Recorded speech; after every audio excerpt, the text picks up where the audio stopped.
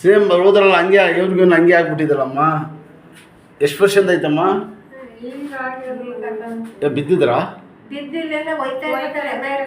ಹಾಂ, ಕೊಳಕ್ಕಂತು.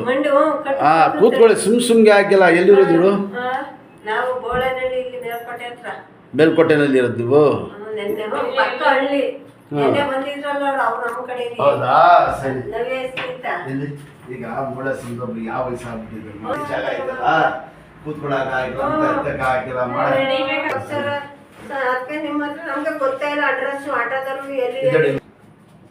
ಕೂತ್ಕೊಳ್ಳಿ. ದೇವ್ರ ಸುತ್ತಕೊಂಡು ಎದ್ದೇಳಿ.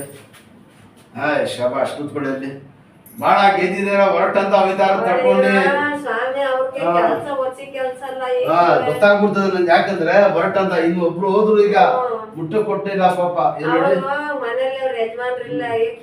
ಒಳ್ಳೇದ್ ಮಾಡ್ತಾರೆ.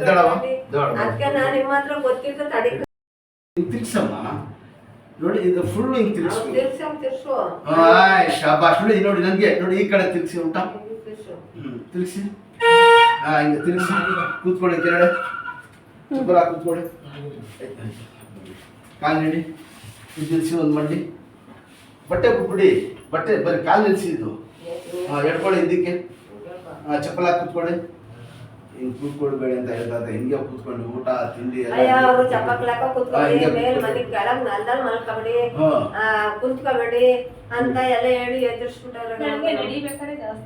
ಕಳಕ್ ಅಂದ್ರೆ ಎಲ್ಲ ಅಡಿದೆ. ಎದ್ದಾಳಮ್ಮ, ದೇವ್ರು ಒಳ್ಳೇದು ಮಾಡ್ತಾನೆ. ಹೇಳಿ ಚೆಕ್ಕಂತ ಕೂತ್ಕೊಳ್ಳಿ. ದೊಡ್ಡಬಾ ದೇವ ಮೇಲ್ಕೋಟೆಯಲ್ಲಿ ನಾವು ಬೋಳನಹಳ್ಳಿ ನಾವು ಮೇಲ್ಕೋಟೆ ಮಧ್ಯ ಅಲ್ಲ,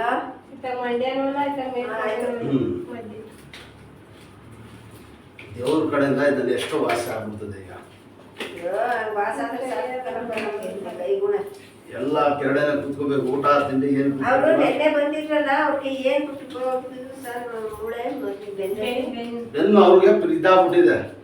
ನರ ಆಯ್ತಲ್ಲ, ಇದಾಗ್ಬಿಟ್ಟಿದೆ. ಏನಾಗ್ಬೇಕು ಅವರು? ಇನ್ನೊಬ್ರಿಗೆ ಕತ್ನ ಹೋಯ್ತೆ ಅಂತ ಅವ್ರು ಬರ್ತೀನಿ ಅಂತ ಹೇಳಿದ್ರು. ಅವ್ರ ಜೊತೆಯಲ್ಲಿ ಬಂದಿದ್ರಲ್ಲ ಯಾರು, ಅವರು ಎಮ್ಮಾರಿ ಎಲ್ಲ ಮಾಡಿಸ್ಬಿಟ್ಟಿದ್ದಾರೆ. ಇದ್ರಲ್ಲಿ ಚಕ್ಕಂತ ಈಗ ನೋಡಿದ್ರ ಈ ಕೆಲಸ. ಚಪ್ಪಲ ಕೂತ್ಕೊಳ್ಳಿ, ಕೂತ್ಕೊಳ್ಳಿ. ದೇವ್ರು ಒಳ್ಳೇದ್ ಮಾಡ್ತಾರೆ. ಚಪ್ಪಲ ಹಾಕಿ ಅಷ್ಟೇ.